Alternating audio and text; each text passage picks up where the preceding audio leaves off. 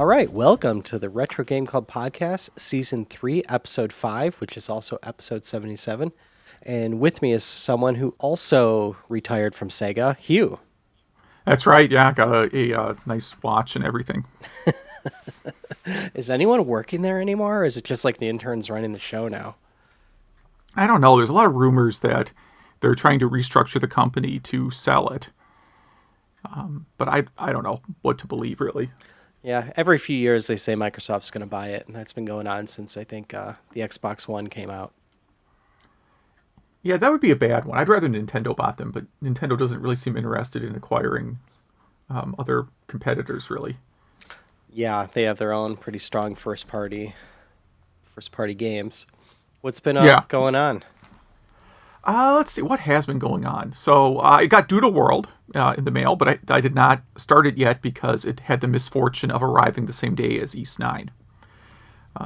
So it was a very tough decision, but I'll probably start Doodle World this week. Maybe I'll make it my Game Club pick so I have motivation to start it. Really nice packaging. I mean, I got it. It got here in one piece, good condition, with a little thank you note and everything. So very excited to start that soon.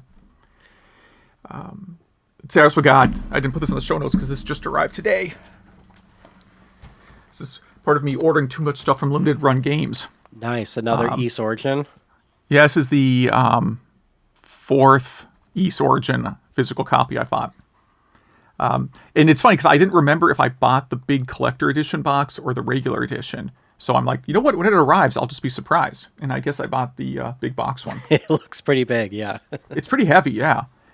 And I'll probably actually open this one. I have it on Vita, too. I have like basically the same box on Vita, and that one I've not played.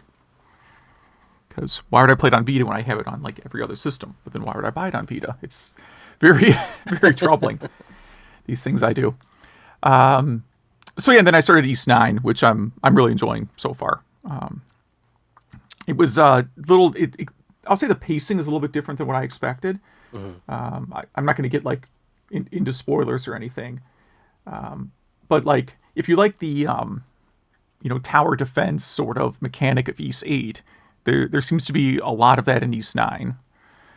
And again, like the story kind of starts off kind of slow paced, but then, I think it picks up pretty quickly. Like once you get to the first real dungeon, it really feels like an East game again. And, it's sort of weird, like East 8, I sort of joked about how similar it was to the Trails of Cold Steel series, like the characters, a lot of the side stuff you do, fishing, all those kind of things. Like it was really like, let's take a bunch of stuff from Trails of Cold Steel and put it into East. And so far, East 9 seems to be a fairly straightforward, I won't say straightforward, but it seems to be new characters, new setting. It doesn't seem to be borrowing a lot from their other games. So far, I've not gotten to a part in the game where there's fishing, so... Yeah, I was going to say there is no fishing, which I will welcome that. Yeah, I started it as well. I want to say 7 or 8 hours in. What's the last thing, without spoilers, what's the last thing that happened to you in the game? We could see where we are.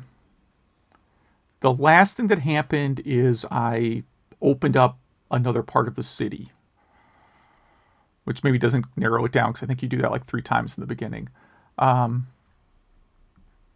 What's a non-spoilery thing that I did recently? So I only have like one character in the party besides Adol so far, and I'm on route to get the second one. Okay, like yeah, I'm deep into the second character.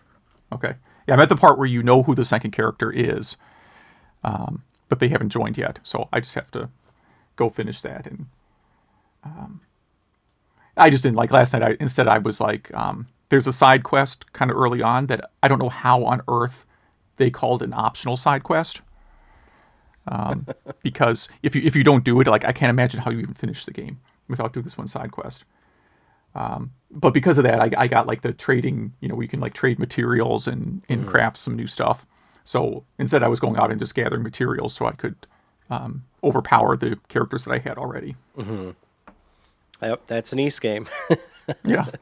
Yeah, it's pretty much starting with like E7 onward is when they did that kind of mechanic. Yeah, this game, I am enjoying it so far. It's not up there with East 8, but that's, just an incredible game. Nothing wrong with this game at all. I definitely like it a lot. I'm enjoying it. Uh, it's definitely more complicated than the previous East games. I find myself getting confused with the buttons a little bit. Oh, 'Cause okay. All right. the attack mechanics are, I kind of the same problem with Final Fantasy VII too. It just get a little bit too complicated for me, but I'm sure I'll Okay. get there. Yeah, I don't find the controls to be that different than East 8. I actually loaded up my East 8 save game because at some point I remapped the buttons to like a setting I liked a lot. And I started East 9. I'm like, wait, every time I went to attack, I ended up jumping. And I'm like, okay, hold on. Let me load up my save game. Look at where I mapped the buttons last time. You know, And yeah. you're right. This the button. I never remap buttons just because I'm like, well, they did this for a reason. But I should do that because I think that is part of my problem. I keep going to dodge and I keep just jumping and just getting run down. Wait, hold on. Okay, I want to ask about remapping. If you say you never remap button, did you play the Star Wars game on PS4, the first one? It was like a launch title, probably. Was that the Battlefront game? Yeah, Battlefront. Yeah. I can't remember the name because I hated it. Did you notice that, like, in the spaceship levels, the steer the spaceship and move the camera analog sticks were reversed? And did that drive you completely insane if you don't remap buttons? I can't remember because I always inverse vertical. So maybe I kind of fixed that beforehand. It's always the first thing I do in games. Okay. Yeah, because I'm like, why am I steering with the wrong stick this entire time? Oh, like the sticks are flipped? Like you're using the wrong Yeah, like yes, like left and right sticks are flipped in that. I can't remember that. That's funny though. Yeah. Yeah, I actually quit the game after that. I'm like, this is just in general, I just sort of found it kind of boring. It was like graphically impressive, but super boring. Yeah, it was not that great. If you play East 8 and Memories of Celceta? yeah, you get certain items. It looks for your game saves and you get certain items that you wouldn't without it. I don't know what those are, but it's a reason to play those before this. Yeah, so they're actually really powerful items. Like the beginning, you start off kind of weak, and one of the items gives you like plus 200 hit points and plus 10 strength, something like that. And it makes a real big difference in the beginning because you start off with only like 100 hit points. Otherwise. Okay. That makes sense. Yeah, so I thought those were cool, cool bonuses. But yeah, that's what I'll be playing for. I'm going to kind of pace it for a while because we have at least 10 days of sub-zero weather here in Chicago. I don't know if you saw that on the news. I'm sure you have the same. Yeah, it's not great. But it's like you can't even go to the store cold. Like, it's pretty nutty here. So that'll give me something to do in the evenings. So speaking of something to do in the evenings, I also did the very depressing PlayStation 5 2020 recap, which for some reason they launched in February. Mm-hmm. Have you done that yet? Not yet, no. Yeah. It's depressing when you actually see like the number of hours you played games in 2020. Like when you just see like a number. And then it does this weird thing where it like shows you how many hours a day you played on average by day of week. Uh-huh. So it sort of reminds you that like you're not in your 20s and Friday and Saturday are no longer like times that you're out doing fun stuff. But for some weird reason, like Wednesday night, I almost never play games, it turns out. And I don't know why that is. You think you're just crashed out those nights? I have no idea what is wrong with Wednesday that I don't play enough games. That's funny. I'll have to check mine out for next episode. Yeah. It's not like as good as your Spotify recap. It only is like, here are your top 3 games and what days you played games on. Mm-hmm, mm-hmm. All right. So that's about it for me, man. What have you been up to? I started working out again because we can't go outside. I can't go for a bike ride or anything. So for Christmas, my wife got me one of those things where you go to a website, you watch some videos and work out. And, the one I was doing this morning, I don't know why, it just reminded me of Parappa the Rappa. Like the way the instructor was like telling you how to do stuff to the music, I really felt like And if you do these kind of high intensity workouts, all it is just flailing around a room. That's all it is. You're just moving around like an idiot for half an hour. But yeah, I had flashbacks of Parappa the Rapper and not doing very well. But last week we talked about the new 3DS only games, and we were a bit confused on those. So I loaded those up this time. And here, let's see, where did I put those? I figure we talk about this for a second. The catalog is not huge, so these are games that you can't play on just a regular 3DS. It has to be the new 3DS or the new 2DS, and It's like 4 games. yeah, it's like strange stuff. There's a bunch of old games like Super Mario Kart and Super Mario World, Super Metroid, and Super Punch Out. Right, that's because they made a Super Nintendo emulator, like a thing where you could download Super Nintendo games through Virtual Console, but it only runs on the new 3DS, not the original 3DS. That's so strange. That's why that list shows up. So it looks like they made a bunch of games. It's not really. It's just they have Super Nintendo Virtual Console Okay. on the 3DS, which they didn't have on original DS. So I think the other games, I'm not looking at the list yet, but it's Minecraft, Xenoblade Chronicles, and Persona Labyrinth. Binding of Isaac. Title like that? Okay. And 6180, The Moon. I don't know that one. Never heard of that. You'd think Minecraft would be really impressive on 3DS, but it is not. It is not. Yeah, it's okay. Yeah, my kid has it. My youngest kid had like a really old DS. So I ordered the 2DS XL at some point, which is actually a new 3DS, but it's called 2DS. Yeah. And it's a flip screen. So I don't know why I did that instead of the 3DS. I think it's smaller because it's just a smaller thing. And she actually, she likes it, but no, it's not super impressive. No. Runbow. I've never heard of this game before. Never heard of it. Yeah. So, it's still worth getting a new 3DS over the old one. If you like the 3D part and it's a bit faster, 3D looks better. But yeah. So I figured we just kind of answer that question from the last episode. But yeah, I've never even turned 3D on my 3DS ever. Something with my eyesight, like the 3D stuff just looks like a blur. Wow, it looks good to me, but it's an instant headache too. Well, there you go. Our news items this episode, it's a bunch of items I've been saving because we've had so many in the past. So a lot of these news items are a bit older, but I saved them because their date really didn't matter. You know what I mean? Right. And if you're anything like me, you often are backlogged on podcasts, so you're already hearing most of the news late anyways. Exactly, yeah. But yeah, should we dive in? Yeah. Super Mario World made Mario who he is today. So this is a Game Rant article that I'm not sure I agree with, but pretty much it just says like, yeah, the first 3 Super Mario games were great, but Super Mario World really set the stage for the future. I don't really know about that. No, I disagree. I disagree with this article. Yeah, Super Mario World. I like the game, but it's funny. It actually feels like a stripped down version of Mario 3. I like the agree. graphics are better, but like the world is smaller, and it just seems like Mario can do fewer things than he could in Mario 3. It's really weird. Yeah, I don't know. Yeah, I've tried to play Super Mario World a few times, and I've actually never gotten through it just because I get bored. I'm not saying it's a bad game. I just say I think I like Mario 3 better.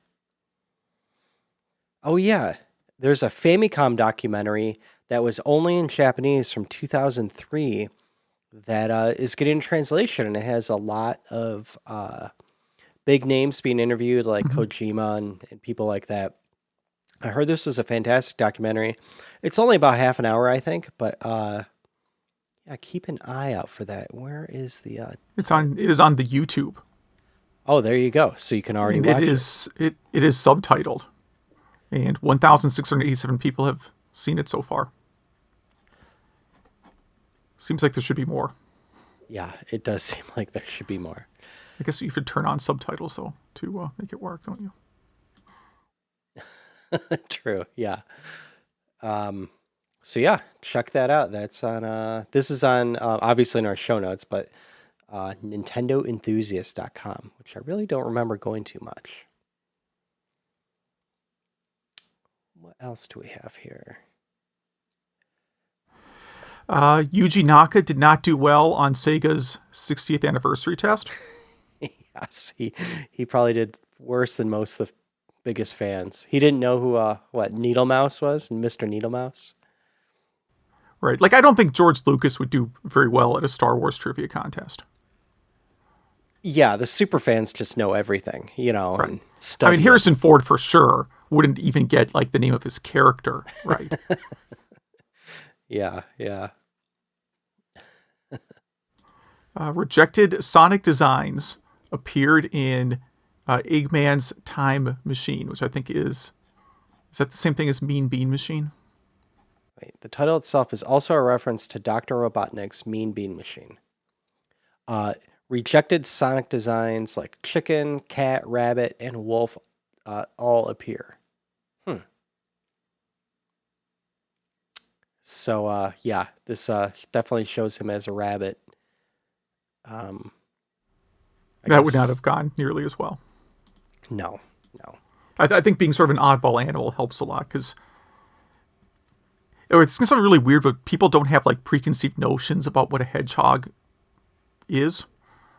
Like, I don't know if I could actually identify a hedgehog if you showed me a picture. Yeah. So it basically makes him a fictional creature.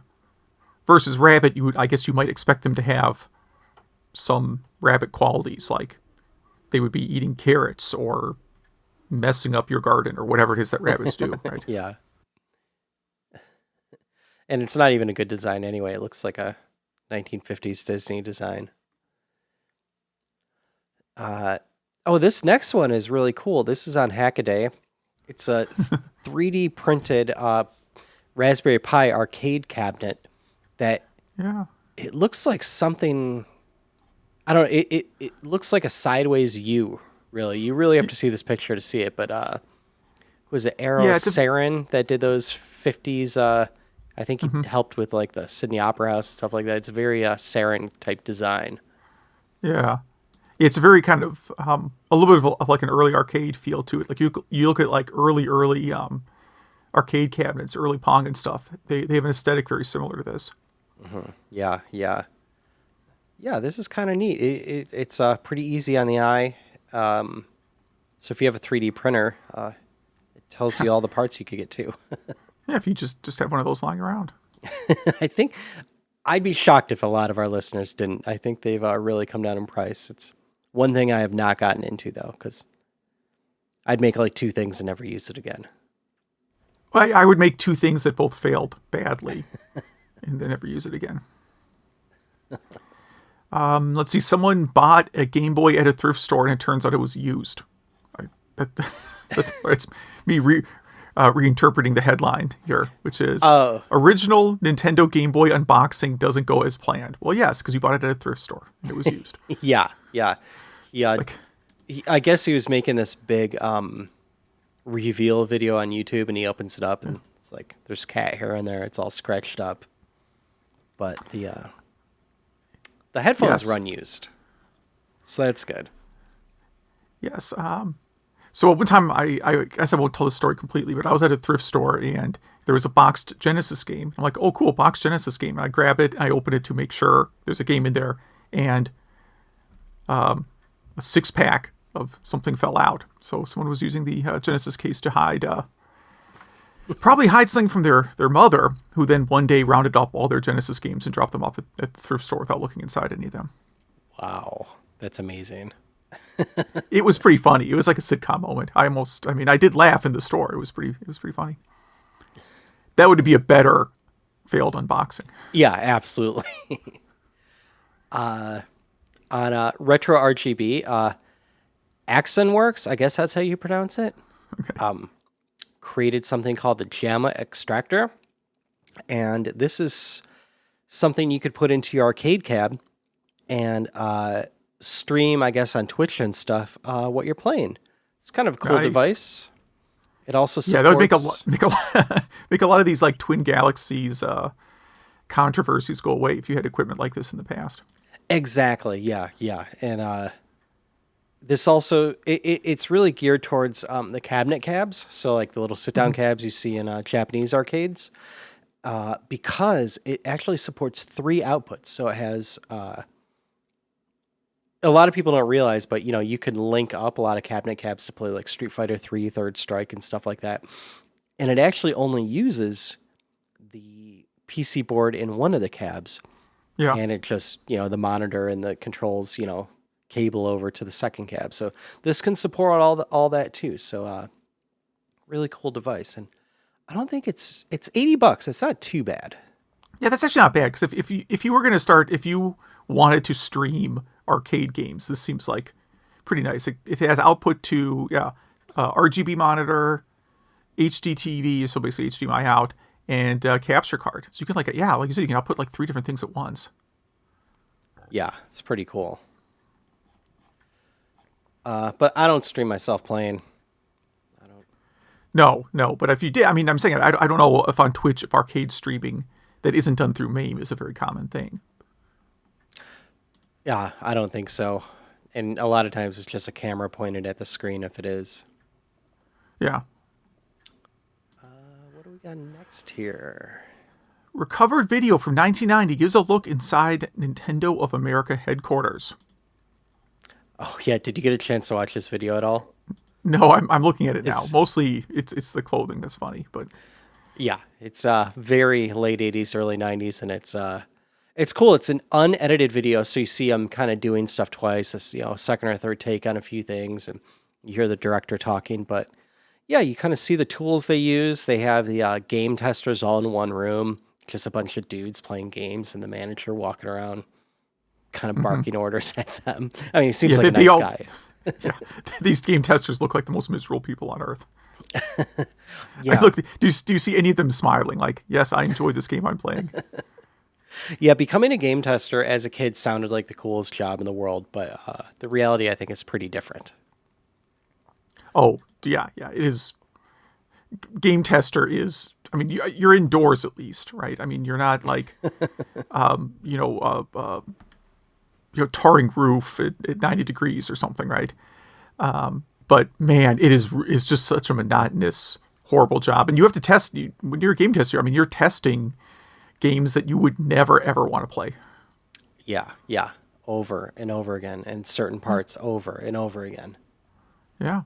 Yeah, you got to fill out like Jira tickets probably. And, sounds awful. Yeah. And, the manager's talking about how they have to do an oral, get in your oral exam for Final Fantasy. I don't even know what that means. I don't know either.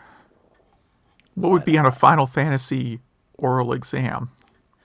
I don't know. Like they quiz you on Final Fantasy to make sure. I don't know. Like you actually played it? I don't know.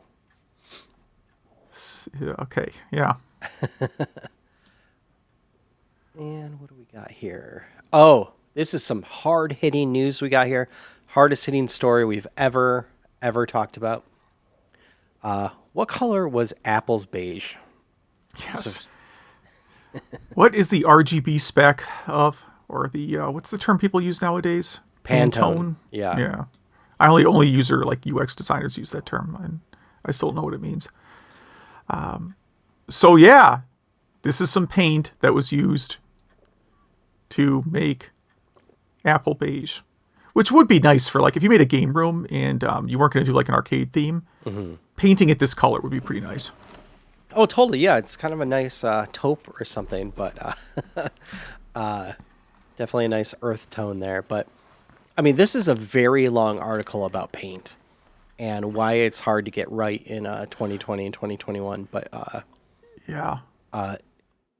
The short of it is that they're pretty sure that it's Pantone 453, but every Apple is pretty much aged since then and kind of discolored a little bit, so it's hard to prove even with the stuff that's in the box. That even without light, it changed color a little bit.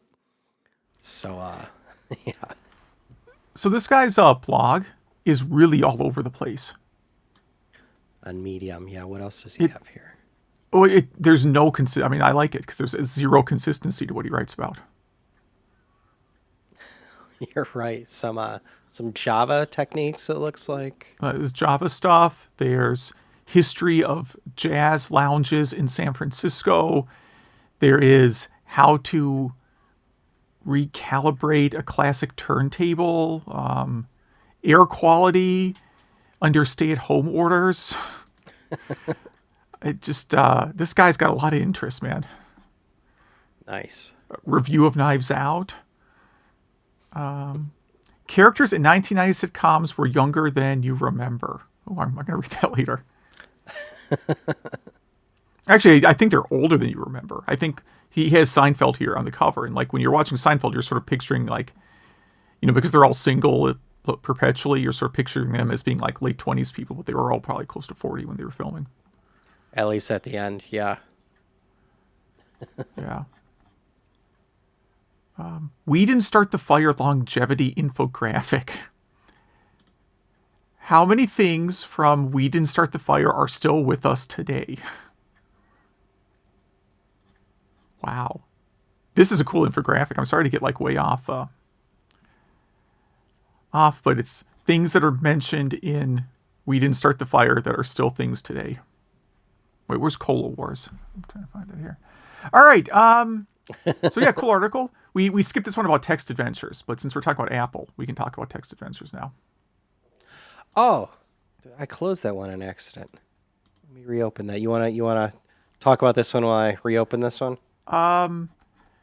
This is an article on Wired about how you can trace the roots of MMORPGs and even social media to games that used text commands only. Really, I guess social media is like a big text adventure, right? Yeah. And this talks about Gemstone, and I wasn't familiar with Gemstone. Do you know what that is? No, I'm actually not. Apparently, if I'm reading this right, it was an AOL game text adventure that eventually went to the web. Yeah, that's why I would not be familiar with it. Yeah. So, yeah, and it goes through some muds and stuff like that. But yeah, another really, really long article, but pretty interesting. Especially from an AOL perspective. Yes, I never had AOL. So Toshihiro Nagoshi, which I'm sure I butchered, steps down as CCO of Sega, which I guess stands for Chief Creative Officer. Oh, yeah, that makes sense. But so yeah, he's responsible for like the Yakuza series. Yeah, so I wonder what he's going to be doing next. Or if he's just going to retire. Hopefully he did not quit to go take a job at Google. Stadia. Yeah, I did read about how they basically fired everyone this week. In the game development part, not the actual like hosting part, but not a good sign. Right, but one of the selling points of Stadia was that you were going to get these exclusive games by some famous game developers. That is no longer a selling point. No. I don't know if there are any selling points now. The selling point for me is you can play PC games without having to do a lot of PC configuration. Is that it? You don't have to build a PC and configure it. That's the selling point, basically? Pretty much, yeah. I played some of the one of the Assassin's Creed Odyssey and that's not available on any home consoles. Well, yeah, but still. Okay. So what would be a thing like Borderlands? Is that a PC exclusive? Or is that on consoles? That's on consoles too. Let's see. All right. Fallout 76. That's on consoles. That's on consoles. Okay. What's the newest Fallout? I think that's still just 76. Let's see. It's looking like a bunch of almost all the stuff is on consoles. So Half-Life Alyx. that's PC only. Okay. I don't know what that is. I just Googled It's a virtual. PC It's a exclusive VR games. game, so I don't think it's on Stadia. Okay. Yeah, they have a big collection now, but I mean, I sort of view it as like, Steambox didn't work, so why would Stadia or Stadia, whatever, why would it work? yeah, I know. I mean, I think this is the way gaming is going to go because you just don't want to keep buying a console over and over again. Just Oh, I know why it could work, because the problem, I know we're like getting way off topic and stuff. I don't think we have a topic this week, so Yeah. we can get off topic. So Steambox was a Linux box, so you could only play Steam games that ran on Linux, which is like nothing. But Stadia, you can play Windows games because Google's doing something to abstract the Windows licensing costs from you. yeah, I don't. Well, no, it's still a Linux backend, but yeah, I don't know how that works. I do know Stadia's games are Linux backend. Because I remember one of the engineers blamed the Linux kernel for a bug it had, and Linus Torvalds came out and was like, "No, you're just stupid. You just an just idiot." used that totally wrong." Yeah, Yeah, yeah. like yeah, that was the problem, but it's because you shouldn't ever do what you're doing. Yeah, there's nothing I enjoy more than reading leaked Linus Torvalds emails. He is a very direct individual. Yeah, occasionally there'll be like a Bill Gates email that leaks too, and really his internal communication style is not very different. Yeah, I believe it. He has a much nicer exterior, but he can definitely get pretty salty with staff too. All right, MLB Jam, a game that I would never watch. So I guess they're making it like an NBA Jam, but for baseball. And it looks a lot like the 32X baseball game, the World Series Baseball starring Deion Sanders. The graphical style looks very similar to that. Yeah, which I think looks pretty good. This was going to be called, so it's pretty much MLB Jam, but it was going to be called Power Up Baseball. And the funny thing about this is that the cabinet had, because they had like test cabinets at their office, had two trackballs, one for the pitcher and one for the hitter. And so you would just have to hammer on the trackball to pitch hard, and then hammer on the trackball to hit really hard. So it was a really loud game. But I guess it just never came out to be. Yeah. I think there's a few sports where the sort of jam formula would work. I think it works best obviously it works great for NBA. I don't know if I can think of something that works quite as well. And baseball is a hard game to make in the arcade because both players you're not actively competing against your opponent, if that makes sense. Like you throw the ball and then you can let go of the controller. Mm-hmm. Yeah. Right? Like it's not constant. Like NBA Jam, you have to constantly be participating. Yeah. There is a ROM you could download to check this out. Pretty interesting. But yeah, it's definitely not done. Definitely choppy. Choppy, kind of like Pit Fighter or something like that. Yeah. I guess it could work with hockey, maybe. But yeah, I think ice hockey on NES is basically a hockey jam. That would be pretty good though. I do think that would work. Yeah, I think so too. I think people like part of NBA Jam though is that you knew the players, and I don't think anyone can name a hockey player. Yeah. I mean, not like when I say no one. Obviously there are people who enjoy hockey. I'm just saying, like in the arcade, like in that era in the '90s, anyone in an arcade could name like 40 NBA players. I don't think the average arcade goer could name 40 NHL players. Yeah, agreed. Totally agreed. Yeah. Yeah, at that time, all those guys were kind of rock stars. Let's see. Awesome Mod turns Doom into first-person Castlevania. So this is pretty cool. I mean, I get that we also had a game called Hexen, which was also Doom converted to first-person Castlevania, sort of. But this is way better. Yeah, yeah. This is way better. It's like so hot. You have the whip. Yeah, first-person whipper, I guess. This is Yeah. very impressive mod. I mean, if they were going to make a first-person shooter or first-person whip or whatever of Castlevania, this is what it would look like. Yeah. Yeah, this is really good. It's a free download.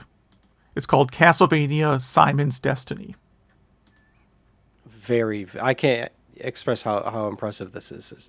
I mean, there's a full game, new villains and all that stuff, new monsters, and it looks like it plays really well. Yeah, it looks really good. I will not play All it right. because my instant vomiting when I play first person Really, games. those games. All right, so we got a couple more here. Another 2007 Nintendo Company Handbook has different logos for the Wii, and they're all awful. I had a logo designer tell me that the simplest logos are the hardest logos. And yeah, I mean, the Wii logo is really simple, and they had to choose between hundreds of them.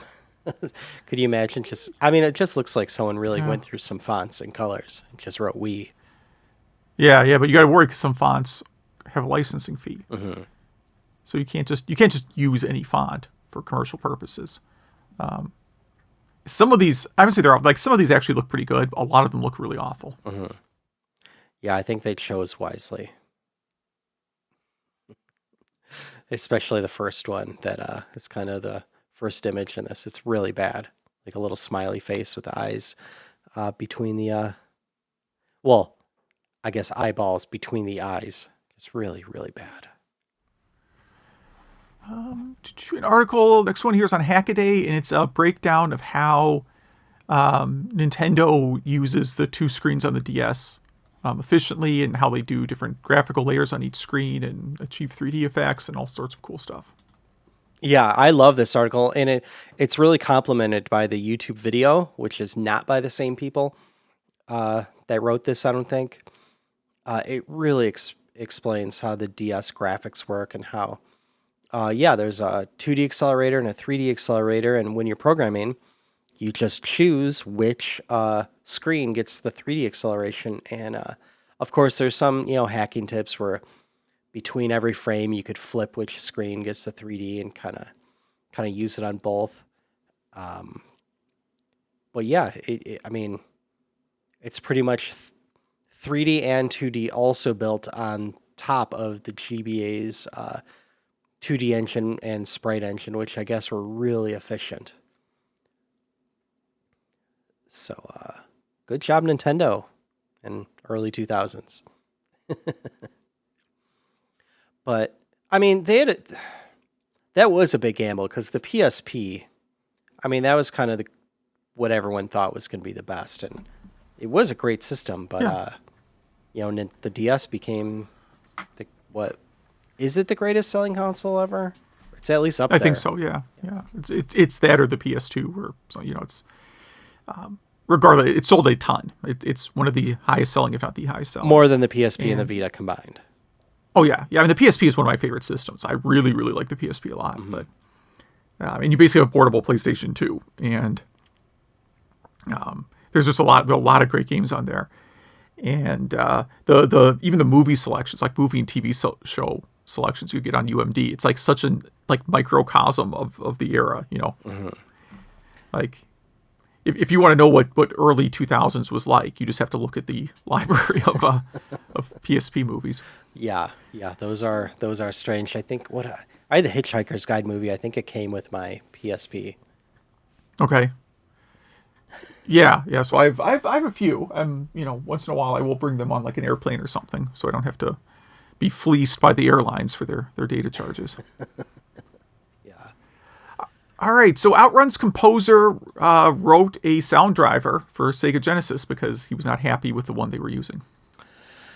Yeah, apparently he liked to use a bunch of samples, which, what was this for the original one for? Sort of Vermilion, which I've never played. Sort of Vermilion is the game that he did the rewrite for. Okay. Which apparently has really good audio. Apparently it's really noticeable that it's a step above the rest at the time, and yeah, he just wanted to use a lot more samples, and he knew the Genesis was capable of it, so he took it upon himself to rewrite the driver. Yeah, it is. It actually, the soundtrack to the game is really good. It's weird. It's a game I've started at least 3 times and have never played too far into. I probably need to give it like another try. Is it turn-based? Yeah. I think there's some action sequences in there, but it's mostly a turn-based RPG. I think what it is like, it's one of the. I mean, I think I would have to write a hacking tool for it first, because like I seem to recall getting like completely destroyed within 5 minutes of leaving the first town. Which is not a good start. All right. Yeah. A couple more here. From projects that will be taken down soon, someone is doing an Ocarina of Time remake in the Unreal Engine. So good luck with that. It is beautiful. It is really beautiful. Mm-hmm. I'm surprised this video still plays. Yep. Yeah. I mean, it'll get a takedown letter pretty soon. So, but I mean, enjoy it. Nintendo should just do this. They should just make this, or give the guy some money and say, "Can you just finish it?" Yeah, they're not going to do that. I know, but he has the mechanics down and stuff like that. The kind of dive and roll mechanic looks right on. Let's see. So Zach added something to our show notes here.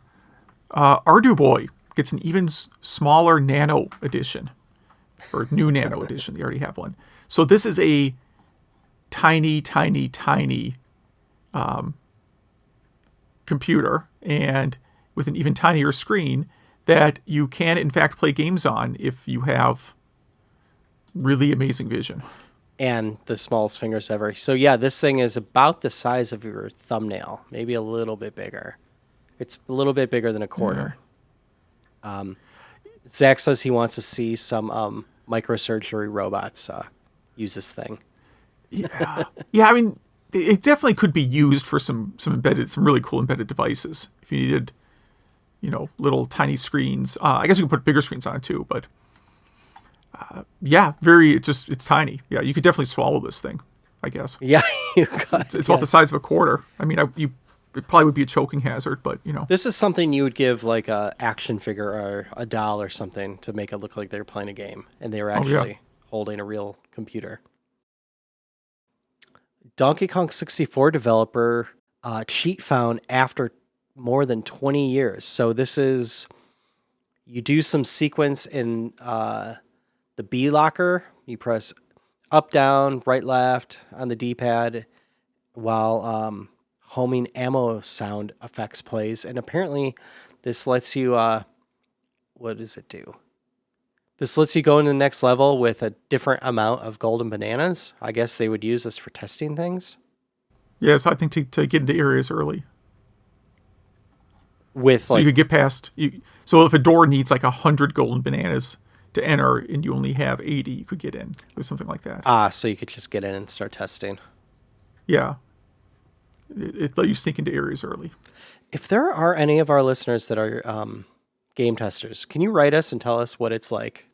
What it sounds like, just a grind. Like full respect if you're a game tester. 25 years later, player confirms Street Fighter Alpha 2 really does favor the underdog. So this is similar to, I guess, Mario Kart. Yeah. I don't really understand all the buffs and stuff like that in the Street Fighter series, but it has to do with buffs and combos. Mm-hmm. I just kind of know how to do a Dragon Punch, and then I mash some buttons. And we got 2 more here. Tetris on CDI. Not fun to play, but has a John Tesh-like soundtrack, apparently. I didn't know Tetris was on CDI, so I watched some videos of this, and some reason I did know that. It's a strange beast. It's like you're playing Tetris, but it's playing a video of a stream behind it to kind of calm you down with this John Tesh type music. Yeah, I should probably just sell my CDI. the CDI, it had everything going for it other than the price. No, it had nothing going for it. Well, if I wholly dispute that. well, wait, it has a pretty good processor and stuff like that. It was a capable device. It just didn't have any software. Well, it had a processor that was some proprietary Philips bit of technology that I assume people did not know how to program very well. It had a controller that was not designed for video games. I mean, you're basically trying to play games with a DVD remote. I mean, that was definitely a problem, but that was an easy problem to fix. I mean, you could get different controllers, you know. And luckily for me, it looks like a piece of home stereo equipment. That's why I got it for $5. That is great. Because it was in a thrift store wedged between a pile of other CD players and VCRs. That is funny. Yeah. And probably someone that never heard of a CDI just threw it there. Yeah, why would the average thrift store worker know? Like, you can recognize video game systems, but this thing, it just looks like a CD player. And thrift stores have lots of CD players. Yes. It was built around a Motorola 68000, at least the one I'm looking at. Well, oh, whatever. No. I won't go down this tangent. No, I swear I looked at this recently and it was like hold on, am I thinking of a different system? I don't know. So I thought it used... Oh, here we go. It's a 16-bit 68076 chip, the 68000 core at about 16 megahertz. No. So it's using, so I guess I was wrong. It is a variant, and then it uses this graphics chip that this is some Philips proprietary. That's the thing I was been thinking of. Yeah, the Philips. Yeah. So the 6807 was not a Motorola chip. That was actually a Philips chip. So they basically took the 68000 and see what they have here that they added. It's not compatible with later. Yeah, of course. I love when they state the obvious, that it's not compatible with Motorola 68,000 chips produced after it. Yeah, no kidding. How could it be? But it looks like it has a built-in DMA controller. Okay, because you didn't have that before. Some additional timers and a little bit of different register architecture. Not too different, really. 24-bit address bus.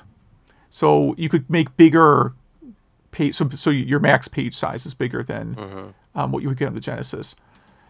And then, the graphics chip itself was something they made on their own. Yeah. No one was making any good software for this at all. So that's probably what I was thinking of. Like, you would have to know how to program that particular graphics chip. Yeah. And no one did. No one did. No. But anyway, more small Tetris news. Tetris on Raspberry Pi Pico. So if you want to play small screen Tetris, here you go. It's built right in, pretty much. Yeah. So yeah, a lot of Tetris and Doom are on everything, aren't they? I think those are the two benchmark games. Yeah, it doesn't matter. Yeah, how small or weird it is, but our topic this week is our weird tangents. Yeah, it's just kind of the mood I'm in here. In what is now becoming the annual polar vortex. Yes. Should we? I guess we should talk about some Game Club games. Yeah. Let's do that. All right, mine were not great. Yours was, so I guess I'll just plow through mine. I did two this week because they were both pretty simple. I did Slalom on the NES. This was a 1986 game. It was a black box game. And Hugh, you're right about the music composer. It was his first game. Okay. So yes, I said the music sounded like David Wise, but the MLB Games doesn't have credits for it. So yeah, it was his first game. So good call. And yeah, it's slalom. You downhill skiing. You're going down a hill with slalom markers. You want to be either between them or on the side that the flag is facing. And if you aren't, it slows you down. And there's a bunch of obstacles like trees and other skiers and sledders. And this actually did have an upright cabinet. I don't know if I've ever seen one, but yeah, not a bad game. It's a pretty simple, kind of fun game. I'm not Yeah. very good at it, but I don't know what else to really say about it. There's a few kind of jump mechanics that are pretty neat. Yeah, just kind of a generic skiing game, I guess, in my mind. It's developed by Rare. Yeah. Yeah, I think for like a $60 game, for what was probably a $50 game, I should say maybe not 60, it was probably a $50 game when it launched, 40 or $50. It seems kind of small. It feels like it kind of feels more like a 700-800 game. Mm-hmm, definitely. Yeah. And it doesn't, it's fun, and I could see getting it for $5 or $10, but it's really, really small game for its time. And I know a lot of like early Nintendo games, when I say Nintendo, I mean NES games. I know a lot of them were small, but this seems, I don't know, man. It's more complicated than Urban Champion, which is probably the worst ripoff of the early Nintendo lineup. But it's just too small. Like there's 3 courses, and they aren't particularly big. So it's kind of like, I guess that's why I say 7800. So 7800 had pole position 2. Right? Mm-hmm. And to me, this has about as much depth as pole position 2. Totally, yeah. It's 3 mountains you choose from, 24 downhill runs total. But still, yes. And I know there's like 4 tracks in pole position 2, but one of them is just the practice track. Yeah. So yeah, definitely not worth the money, but not a bad game still. And then no, it's definitely not bad. I mean, I thought it was fun. I would have felt ripped off buying it. Yeah, at the time. And my kind of curveball game here, simply because I just learned about it and wanted to throw it in, Waku Waku Ski Wonder Spur on the SNES. Mm-hmm. So this was only released for Super Famicom, never made it anywhere else, I don't think. But it's a skiing game that's kind of an F-Zero like. And except way, way slower. Now, Waku Waku is Japanese for exciting, which this game is not. There wasn't really anything I liked about this game. So the story is there's a major ski competition, and there's a bunch of people you have to compete against. There's different modes in this game, like head-to-head versus stuff like that. But the whole goal is just, it's like F-Zero. You just try to beat everyone else to the finish line. And the tracks look like F-Zero, probably exact same chipset. This was developed by Human Entertainment, which I looked them up, nothing really notable. And also I looked up a lot of the programmers, and no one really did much else other than this game. It's a fine looking game. The music is kind of like a circus nightmare. But I just saw a quick, YouTube clip of it, and I thought, wow, it's another F-Zero game, but skiing. I've got to check this out. And there's a reason why it never made it over here. And if you want to check it out, you could get a loose copy for $5 or a box copy for between $40 and $80. And yeah, I'm looking at eBay right now. I was surprised how much a box copy goes for. Yeah, I don't think it sold very well, but yeah, and it's a game you don't have to know. I mean, my experience with buying import games is if Japanese isn't required, they cost a lot more than if Japanese is required. There's a lot of options you could pick from here. I was kind of guessing while I was playing where, one trick a lot of people don't realize is you could just download Google Translate on your phone and take a picture of your screen while there's options in Japanese, and then it'll just tell you what it all says. So there's a little hack around that too. Bad, really bad for like RPGs, but yes, for menus, it's fine. Which of these picks the difficulty? It's fine. Yes, exactly. So yeah, those are my 2 games. Let's go to yours.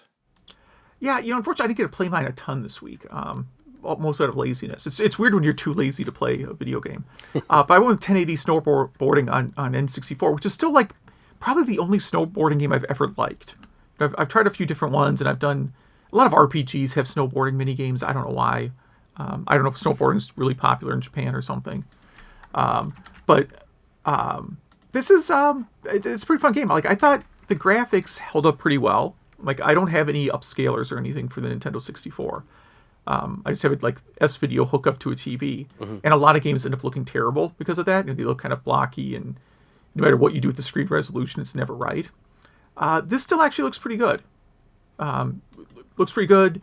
The controls are pretty solid. I never really had a problem hitting most of the turns. There's some jumps. I didn't spend a lot of time on trying to do tricks and whatnot.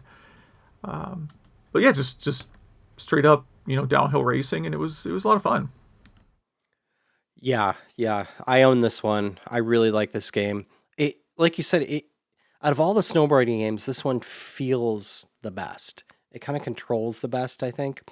And I don't know if that's because of the analog stick on the Nintendo controller, but I think it's kind of funny that there's always like rock walls next to you. You're always like kind of in a cave through this game. I guess that's just what they had to do to kind of make the courses more difficult or something. Like, I've never been on a ski hill where I had giant walls on every side of me.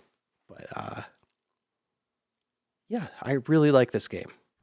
Yeah, and there were a lot of, even though the main developer was not from Nintendo, like there were a lot of Nintendo people involved, the main developer actually had worked on Star Fox and Stunt Race FX before this. So had some experience doing games in this perspective. And then another programmer who worked on it, like, went on to do like all the Forza games or be involved in all the Forza games.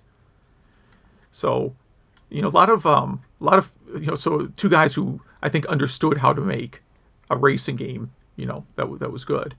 The sound composer is Kenta Nagata, who did a whole bunch of Wii games and DS games after this. Worked on Wind Waker too, I think. So yeah, it's a really good team they put together for this game. This is the kind of game that you might think of being kind of a throwaway game. Like, we just want to. It's the late '90s. We got to have some extreme sports thing. Let's just throw a snowboarding game out. But they actually put they assembled a pretty solid team and made a really good game. Yeah, absolutely. It's not as foggy as a lot of other Nintendo 64 games at the time, too. Yeah. Yeah, and I think there's like a remake on a remake.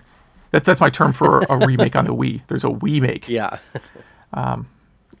There's a remake of some sorts on the Wii, I think, or maybe it's a virtual console game. I probably should look that up first. They'll probably release it on the Switch and charge $60 for it. Yeah, I mean, if they end up making, let's see here, there is. The thing that's on Wii U is, the Nintendo's, okay, so that's the Nintendo 64 version. You can download it like Virtual Console, and then for original Wii, there's the Wii Make. No, it's the original. It also looks like it's a Virtual Console release. Yeah, this would be, if they were to make a Nintendo 64 Classic Mini, this like is an automatic, has to be on it. Absolutely, yeah. Yeah, you think we'll get that in 2021? No. I think they're just going to charge for all that stuff on the Switch. Make more money that way. Yeah, or they'll do both, get people to buy both of them. I think there's a chance that it will happen in the future. I don't know the state of Nintendo 64 emulation. I still have never really used Nintendo 64 emulators. It's getting pretty good, actually, finally. Okay. Yeah. Well, cool. What game are you going to do for the next game club? So I know this one is not going to be accessible to most of our listeners, but I think I'll just pick Doodle World. So I have an incentive to play it. Sorry, I was playing with a 20-sided die here. That was that sound you just heard. I have to have something I can fidget with that doesn't make noise, and normally a die doesn't unless you drop it on the table. Yeah, then it suddenly becomes noisy. But yeah, I really want to play. I've been looking forward to playing that a while, so I think I will play that on my top loader NES this week. And hopefully everyone that listens to the show backed it, so it won't be a problem for other people to play it. Yeah. And at the very least, watch a YouTube video of it if you can't get a copy of it. And I'm sick of the winter, so I am picking Super Mario Sunshine. Yes, and I'm going to attempt to play this. My youngest kid recently took this collection from me because she played Super Mario Odyssey a while ago and is curious about the older games, I guess. So I have to pry it away from her because she's actually been playing Super Mario Sunshine today all day. Nice. She's also sick of the winter too, probably. I think so, yeah. Well, all right. If anyone of our listeners plays any of these games or has any cool news to share, has any cool projects, topic ideas, anything retro, please email us. Email at retrogameclub.net or hit us up on Facebook, facebook.retrogameclub.net or Twitter at RGC Podcast. And I check all the emails. Zach checks all the social stuff. And yeah, please, it's why we're here. Please write us. We love hearing from you. And we have a few emails here this episode. Yeah. So let's see. Majors writes in to talk about how mainstream is Q*bert, because I made a comment that Q*bert is not very mainstream. He mentioned that he was in Wreck-It Ralph, which is true, but I think there's a lot of characters in Wreck-It Ralph that people don't know. Like Tapper Guy was in Wreck-It Ralph, and I don't know. I would not consider him a mainstream character either. But does Tapper Guy have a name? He must. He must. Yeah. Oh, yeah. So we talked about Famicom clones and would like us to sometime talk about PC Engine clones, like the PCE shuttle. No, things that looked like the PCE shuttle. There were apparently a few of those. PCE shuttle was not a clone. That was a real thing. I wouldn't mind looking at other clone systems. I don't, I've never owned, have I owned a clone system? Well, I've owned Sears clone systems. I don't know if that counts. Like the Ataris? Yeah, I've had a Sears Atari and a Sears Intellivision. I got rid of both of those, though. So, I only have so much space to store systems, and I am not particularly nostalgic for Sears stuff. Maybe Reddit is selling Sears stock right now. I don't know. Some catching up on Game Club games. Bubble Bobble, a game that he remembers fondly. He played the NES release mostly, and there's apparently a Japanese and European release on the Master System, which I did not know. And I think I know why. He says it's pretty expensive, around $80 to $100 to import that. So that's pretty crazy. Yeah. For Tecmo Bowl, he mentions that there is a group from Texas called Retro World Series. So this was at the Too Many Games convention a couple of years ago when we could still do conventions. And they did an 8-bit Tecmo Bowl tournament there, which is cool. Dynamite Heady. It sounds like he didn't play it yet, but has a really good developer, so it must be good, right? And Q*bert, he said way back when he was younger, his mother worked at Cal Poly, and he would take the bus into the college to play arcade games in the student union, because I guess his mom thought that was a good cheap babysitter. And he has fond memories of X's and O's Atari and Super Cobra there as well. But he remembers when Q*bert was installed fresh out of the box. So I guess they got shipped there. The regular crowd that played Miss Pac-Man and Robotron gravitated over to check it out. And you definitely got to play it then, but the isometric view was too confusing at his age. And also the really loud slap whenever you died. So I can see as a kid, I mean, I played Q*bert as a kid, and I also probably didn't get it at first. There's an MSX port made by Konami, apparently. That's cool. And someone, so he's commenting on other listener feedback about, not remembering feedback for the show until they get home from work. And he just was basically saying he appreciates our show to help him take his mind off other issues come up, which I'm happy to do. And that we generally keep it gaming and project focused and not talking about all the crazy things going on in the world. Yeah, I don't care to talk about anything other than video games. Yeah, it's hard not to talk about, like, if you're in a state that is under, some degree of lockdown, it's kind of hard not to mention it. Mm-hmm. But I don't think either of us have ever gone into a pro or anti-lockdown discussion on the show.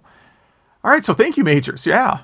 We also have another email from Jim from the Pie Factory podcast, a great podcast that I listen to whenever new episodes come out. And yeah, our talk last episode of cart copiers from the 90s reminded him of his Coleco Atom. It had a cart slot, but it didn't have rewritable media out of the box, but obviously someone created a way to copy cartridges. And he, made his, air quotes backups, but he also backed up his neighbor's games as well. And Activision got ahead of that and did a quick check to make sure if you were actually playing from the cart, and if you weren't, it wouldn't load the game. But obviously hackers got ahead of that pretty quickly. And he also wants to say that Myst is his all-time favorite game. Okay. I did briefly own an Atom. That's another thing I owned for a while and then got rid of because I think I actually got it to mostly use as a word processor. As pathetic as that sounds, but I was different. This was, the late 80s. It seemed reasonably good for that. Turns out it's not. I got it really cheap, and I only had like 2 or 3 games for it. I think I had like a Buck Rogers game that was like a Space Harrier ripoff. And it seemed like a computer that wasn't good at anything. It tried to be like really user friendly. I think maybe that's why I was using it to like write papers and stuff, because it did have sort of a user friendly UI, but there were just a lot of, it's hard to describe. There were just a lot of things that were off about it, like things that you would expect to work right that just don't. Like the power supply being in the printer. Problems like that. Yeah. It was a neat idea, but kind of poorly executed. Yeah. Definitely a product of its time. But yeah, Jim, thank you for that email. Major, thank you for that email. Again, if anyone wants to email us, email at retrogameclub.net. And Zach has a few social media items here. What name do you enter when starting a save slot in a retro game? Do you use your name, a nickname, something else? I always just write Rob. I hope that there's a default name. So I'll spend 30 minutes trying to pick a name. And someone put... So sometimes like what I will do, if it's like a like Baldur's Gate, a game like that, like kind of an open game, I'll sometimes name my party after the party of another role-playing game. So like the characters will all be based off Chrono Trigger characters or something. Next time I play Baldur's Gate, I will probably try and build a party that is similar to the main party from Chrono Trigger. Nice. It's not a bad idea. I don't know what class the main character would be. I guess Chrono was a sword fighter, which is in the Baldur's Gate. I mean, it's a fighter in Baldur's Gate. But yeah, we could also use magic. That's what's confusing when you try and like create recreate a Japanese RPG party in a Western sort of D&D inspired game. Because in Western games the character classes tend to be much stricter. Yeah. Let's see. We have Robert writes in and says he'll always name the main character if an option Lunk. And Rick writes in, he always uses Fox. And he doesn't know why, but he's done that ever since the first Zelda. All right. This was a very, very strange episode, I think. Yeah. Again, this is what happens when you're, it's 0 degrees out and it's Saturday. I guess the Super Bowl's tomorrow, which I'll probably watch. Yeah, I don't know. Since I'm not a sports kind of person and my kids don't really care either, we'll probably catch part of it, but I'm thinking about going to the sled hill at that time because no one else will be there. Is it above 0 there? It's a few degrees better than where you're at. Okay. Yeah, luckily you live in a city that's really good for not being a sports fan. Yeah. Yeah. Really nothing going for us right now. Yeah. Well, I mean, you're getting an underachieving overpaid quarterback. So I just read about that trade. Yeah, I don't know anything about it. All right. Well, so again, email at retrogameclub.net, and thanks for listening. Yeah, thank you.